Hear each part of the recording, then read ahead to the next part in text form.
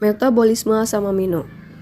Terdapat 3 pokok bahasan yang akan dipaparkan. Yang pertama itu jalur metabolik asam amino, yang kedua katabolisme asam amino, yang ketiga sintetis asam amino.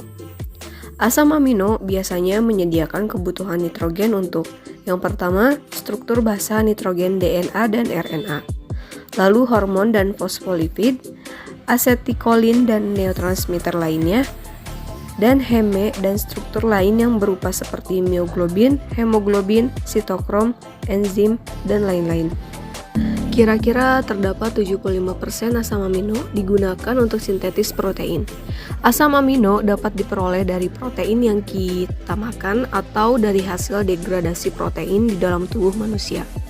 Degradasi ini merupakan proses kontinu karena protein dalam tubuh secara terus-menerus berganti atau protein turnover. Contoh dari protein turnover yaitu enzim, yaitu turnover rate-nya itu 7-10 menit, di dalam hati 10 hari, di dalam plasma 10 hari, hemoglobin 120 hari, otot 180 hari, dan kolagen 1000 hari. Jalur metabolik utama dari asam amino.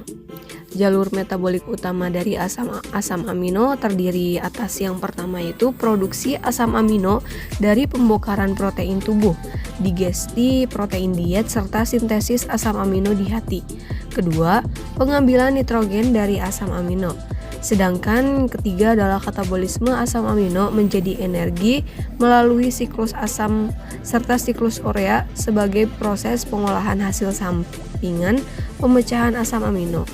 Lalu yang keempat adalah sintetis protein dari asam-asam amino. Rute katabolisme asam amino. Yang pertama itu asam amino memerlukan pelepasan gugus amin. Gugus amin ini kemudian dibuang karena bersifat toksik di dalam tubuh. Lalu setelah pelepasan gugus amin, asam amino dapat memasuki siklus asam sitrat melalui jalur yang beraneka ragam. Gugus amin dilepaskan menjadi ion amonium, yaitu NH4+, yang selanjutnya masuk ke siklus urea di hati. Dalam siklus ini, dihasilkan urea yang selanjutnya akan dibuang melalui ginjal berupa urin. Terdapat 2 tahap pelepasan gugus amin dari asam amino. Yang pertama itu transaminasi. Enzim aminotransferase memindahkan amin kepada alfa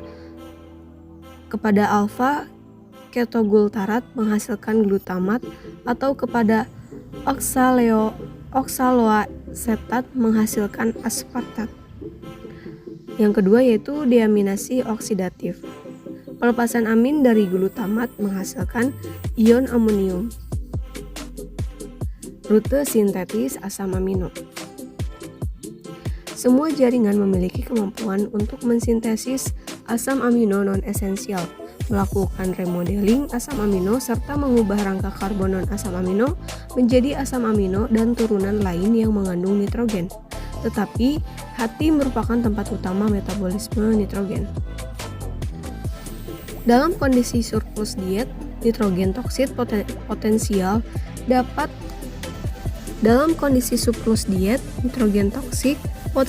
dari asam amino dikeluarkan melalui transaminasi, deaminasi, dan pembentukan urea. Rangka karbon umumnya diubah menjadi karbohidrat melalui jalur gluconeogenesis atau menjadi asam lemak melalui jalur sintetis asam lemak.